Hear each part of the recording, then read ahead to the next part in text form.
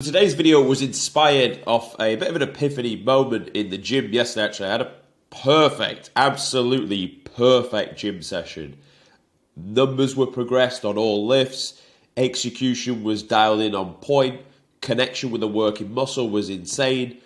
The ability to just stretch and shorten the working muscle under load with the origin insertion, and just my overall focus and clarity in that gym session was really fucking heightened. And I thought, you know what, I reflected and thought, well, what have I done differently? And there was two hard things I'd definitely done. I thought I'll give them to you in this video, and then you can apply them. Because honestly, if you can get a session like that more often than not, your gains are going to fucking skyrocket. So it really, just going to the gym, I've just gone to the gym for fucking years, and I understand that is not enough to get the physique you want to.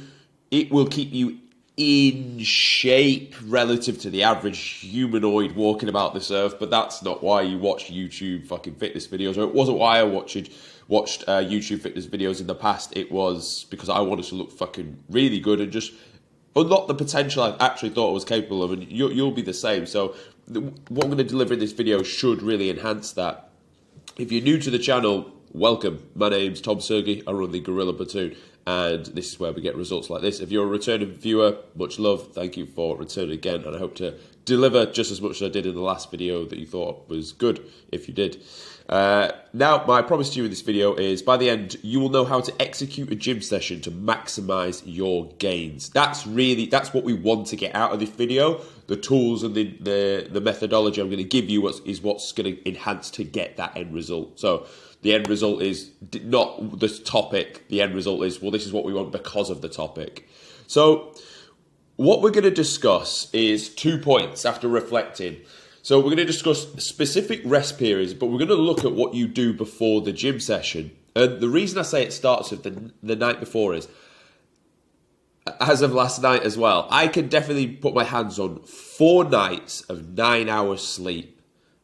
4 nights, okay? And normally I don't. Normally I do sleep about 8, but honestly, I've just had the idea of like, right, I'm not going to set an alarm. I'll wake up when I wake up. Then I'm refreshed and I'm good to go. And weirdly enough, like when I wake up in that state, my muscles feel fuller and tighter, not almost like I've done a session. Like I'll wake up and I'll be like, fucking hell, I feel full as anything. My skin's obviously clearer and tighter, so that feels nice.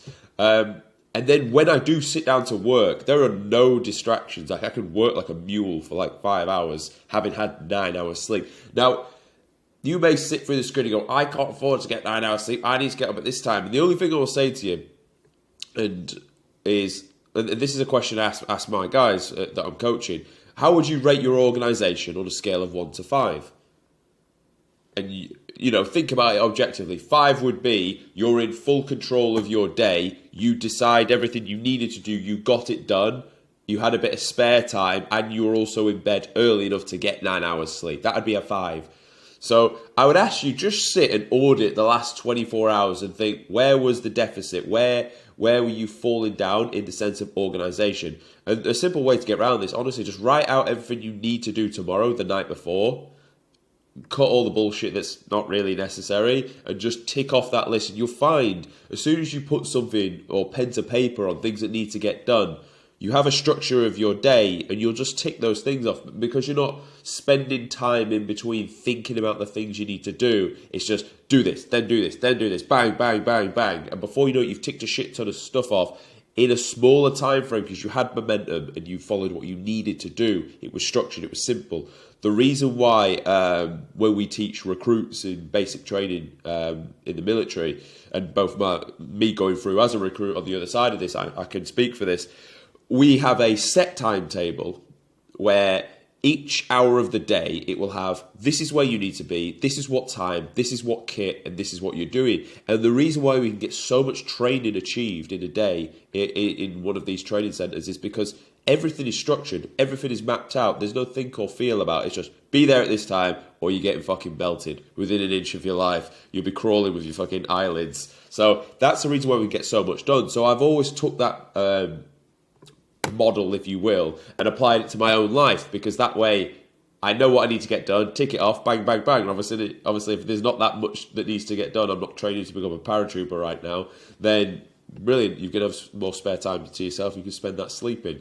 I would say if it's the issue that you need to get up early with an alarm to be somewhere, that's fine, but just work back from it and try and go to bed an hour early. And I know this is not sexy advice.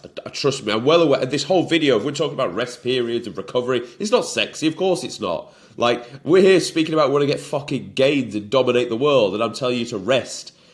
Like you were made to rest on this earth. I know you're not made to rest. I know this is not sexy, but it fucking helps. It really fucking helps. If you can force yourself to get 9 hours sleep, you will be a fucking dominator. You will grow a lot better. The more you can sleep and grow, that's what you're getting out of the gym session. Remember, we go to the gym to drive gym. Now, remember, going all the way back to it, there is no substitute to going to the gym. You will not build muscle without going to the gym. Eat all the protein, sleep as much as you want, you will not build muscle. However, once you have gone to the gym, fucking center in that session, beat what you did last time, you need to cash in what you've just done. And the way you literally go and cash that in is the amount you can sleep and recover from it. Think about it, if you train like an absolute fucking warrior, but only got 4 hours sleep every night, you're literally cashing in half of the potential you could have had if you soaked up a good 9 hours. So I would really just ask you to just take it seriously, especially, it works both ways. I'm in an off season right now looking to grow as much tissue as possible, so I'm pushing the fucking sleep. But it goes the other way. If you're dieting down or doing a recomp, it will serve you just as much, because if anything, where I'm getting a bit more fuel coming from food, you're not getting that in a deficit, so you're going to need it from actual sleep. If you sleep better, you're going to recover and be less sore from the sessions. If you sleep better, and it's going to lead me on to the next point, cognitively, you're going to be more effective. So leading on to it, the reason why my gym sessions were so sharp is because I'm so fucking fresh inside my brain, so well rested, that I can think critically. I'm not jumping the gun to try and go and do the next set, because I can think and be like, no, just fucking hold your horses. Like, think about this. And when you're doing your reps, you're like, slow it down, squeeze in the bottom, slow on the way back up, drive the elbow to the hip, bring the origin and the insertion of the muscle together. So just honestly, packing out your sleep will seriously enhance your gains. And it's not sexy, and if I'd made a title going sleep more to grow more, no one would fucking watch it, and I get that, because I probably wouldn't watch it. But it's honest, it's something you kind of have to discover yourself, and then you're like, oh shit, that people need to hear about this. So trust me when I say it's a revolutionizer if you can push to 9 hours sleep. Because let's say you were usually sleeping 8, and then 3 nights on the bounce you sleep 9. That's an extra, they say a sleep cycle is 90 minutes. That's an extra 2 sleep cycles, 2 bouts of growth. That's like doing 2 extra gym sessions, really. So that's the way you want to look at it. Like, your sleep is like a gym session. Just have the same discipline to it as you do in your training sessions, and you'll match it like for like. Get the nutrition right as well, you're going to be fucking huge. So that's where it starts beforehand. It starts the night before so that you can go in with fresh as a daisy and good cognitive thinking, ready to go and attack the session. Now, the next thing I'll speak about is the actual rest periods itself. Now, don't look at the writing on the screen, just focus on me as I speak. The reason why I need to make this is because people have gone the other way. You've seen the fucking mincer in the gym that is always on his phone, barely trains, like just tickles a bit of weights and then leaves and probably wears fucking gloves. So you don't want to be that guy, but people have taken it the other way. People have gone, I'm going to have the best gym session in the world. It's going to go hard, fast and fucking aggressive. I'm going to do this set, big compound dumbbell press. Right, yeah, shake it off. Yeah, 30 seconds. Okay, boom, yeah, straight back in again. Rah, rah, rah. And do you know what? Those people will not lose intensity from their own effort in their brain. Their intent will be there in every set from start to finish because they've got that fucking David Goggins mindset of let's fucking go hard, fast and aggressive. And I had that for the longest period of time.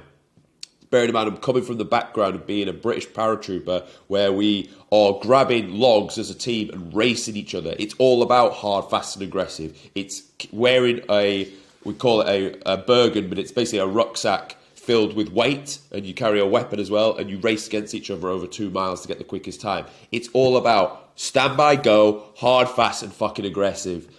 The only downside is that works being a fucking paratrooper. It doesn't have the same effect in the gym. You actually end up leaving some of your gains short.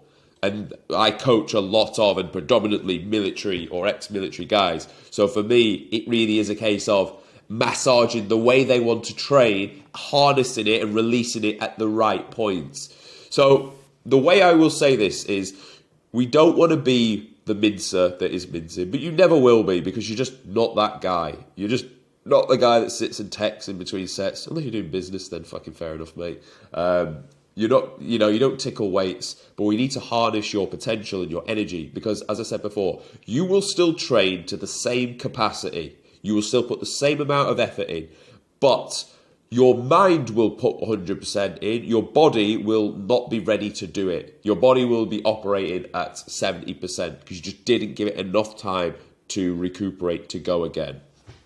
So when you are training in the gym, as a rule of thumb that I want you to take away, this is what I take.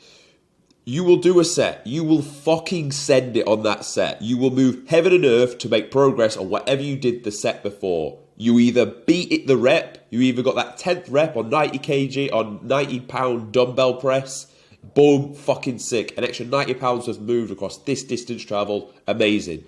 Or you were like, right, we've hit the 10th rep, we're going to go up, and we're going to try and hit 8 on the next dumbbell that's available to us. Brilliant, again, brilliant. Or failing that, you were like, we got 10, it was a new rep, we got the 10th, but actually tempo was a bit rushed. If we're honest, tempo was a bit rushed, ego was a bit high. This time we're going for same reps, same load, tempo's going to be fucking better. Extra time and attention on the muscle. That's progress. Or the other way, we know we cheated the 10th rep. We could have gone down a couple more inches, so distance travelled was shorter. This time we're going to make sure we fix that. We're going to improve distance travelled. So there's 4 means of progressive overload that you're aiming for in each one of your sets.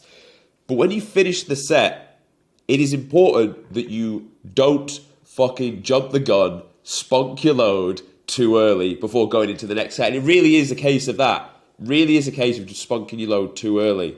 You need to just hang on. If it's a compound exercise, honestly, as a rule of thumb, wait until your heart rate has come back down. If your heart rate comes back down versus you go and jump in when your heart rate's still really fucking high, which set are you going to be more effective with? It's not that resting more ends up making you weaker or losing gains. Don't take the fucking piss. Don't take 6 minutes. Don't take even 4 minutes between sets. That is too much because we're not doing maximal strength where we're training at 85% of or above of our loads, where you do need 5 minutes. And if you've done any strength training or powerlifting, you'll know you need that amount of time for the nervous system to come back down. But again, this is similar. If you're doing a top set of 6 to 10, it's very similar. But let the heart rate come back down.